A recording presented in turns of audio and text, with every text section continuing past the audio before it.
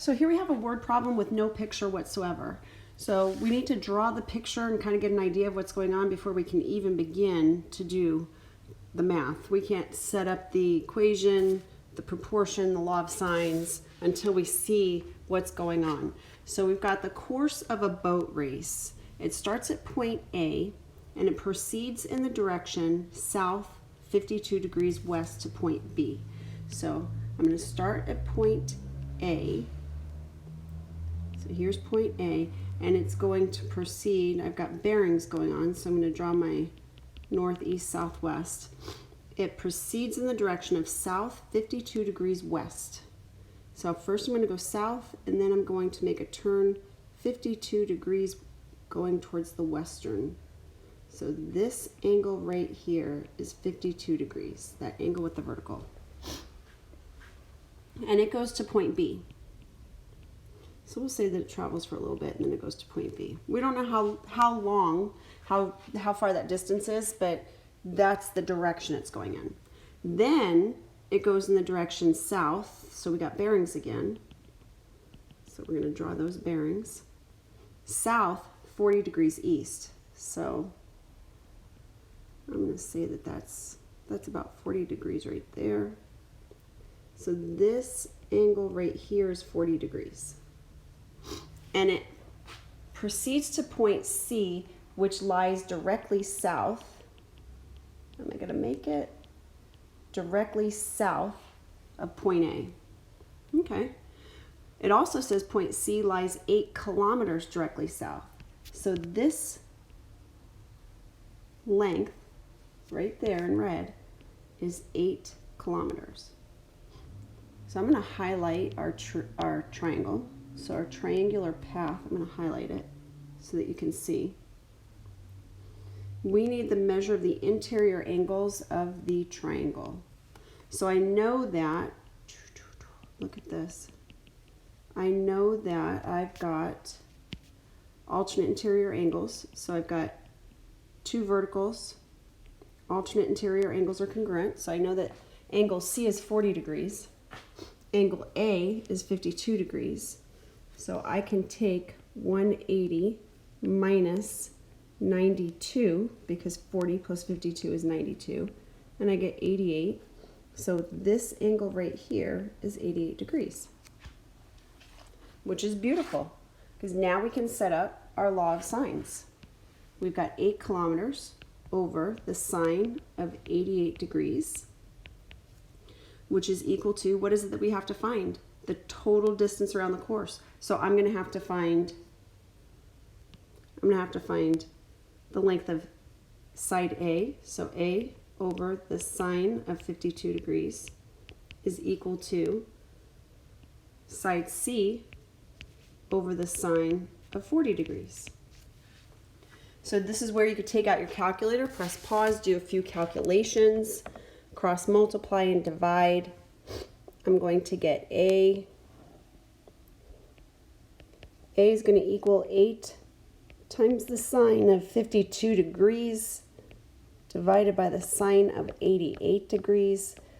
I'm going to store this value once I get it. So I'm going to store it in my calculator because I'm going to need it later. It's about 6.308. So it's about 6.308. And then side C is equal to 8 times the sine of 40 degrees divided by the sine of 88 degrees. And that is approximately 5.145. That's in my calculator right here. So I'm just going to hit the plus button. I'm going to add my stored value. I'm going to add 8. So I'm going to add all 3 of these values together. Let's get that highlighter again. I'm going to add all side lengths together to see how long the course is all the way around. And we get a total distance of, I got 19.453 kilometers. That is the distance all the way around that path. Now in this next video, we're standing from the base of a tree, or in this next problem, Same video. In this next problem, we're standing 40 meters from the base of a tree that is leaning 8 degrees from the vertical. So here I am standing. Makes me think of a song. I'm still standing, better than I ever did. Okay. So that is going to be 40 meters. 40 meters. Sometimes I like to label the units in my picture so that I don't have to go back to the words and figure out what measurement I was using. Okay, and we look at this. Let me see. Da, da, da, da. So here I am 40 meters from the tree, and I've got an angle of elevation from my feet. Oh, I better move me. From my feet to the top of the tree, which happens to be 8 degrees from the vertical away from me. So there's the tree. That's an ugly tree.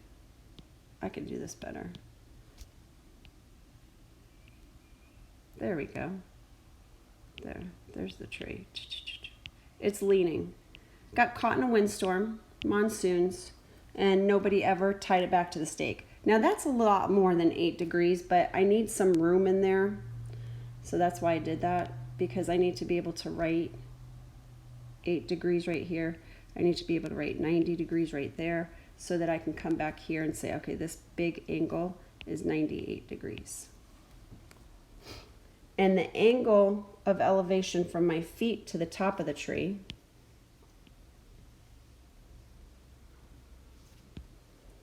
is 20 degrees 50 minutes. And I want to find out the height of the tree. So here's the height of the tree. The height of the tree is that perpendicular height. That perpendicular height. I'm going to call that H. I'm going to use a couple different highlighters here. That is what I ultimately need to find, that height. This is what I'm dealing with. I'm dealing with this oblique triangle right here. Well, if the angle at that bottom right of the oblique triangle is 98 degrees, then the acute angle on the opposite side, its supplement, is 82 degrees. So that's cool to know, because I could do opposite hypotenuse. I could say the sine of 82 degrees is equal to h over, well, I guess we'll call it x. So now this length is x. And then I could multiply both sides by x, and I could say h is equal to x times the sine of 82 degrees. But what is x? What is x? Well, if I've got this green triangle and I know 2 angles in the triangle, I can find the third angle. So this third angle is going to be 180 degrees minus 98 degrees minus 20 degrees 50 minutes, which is equal to, dun, dun, dun. You should be able to do this without a calculator. So if you can't do this without a calculator, that's something that you want to spend a little bit more time doing. 61 degrees 10 minutes, because 50 plus 10 makes 60 minutes. Every 60 minutes you have a degree. So this angle right here, 61 degrees 10 minutes. So I can just set up my law of sines and say 40 over the sine of 61 degrees 10 minutes is equal to, look at that, x over the sine of 20 degrees 50 minutes. It's a true story. That's a true story right there, and it's a good one. I'm going to cross multiply and divide. This is where hopefully you're hitting pause, because you want to make sure that you remember how to put those degrees, minutes, seconds into your calculator. So that might take you a minute to find those buttons. So press pause, see if you can get the answer for x, and then come back and press play. I promise you, when you press play, you're going to get the answer, because I'm not messing around. I'm gonna throw that answer out there. And here it comes. I got 16.239. Now that's an approximate, but remember, I'm just throwing that right back in here. So I'm not even going to clear out my calculator. I'm just now going to hit times the sine of 82 degrees. And when I do that, I get H is equal to, or approximately, 16.081 kilometers.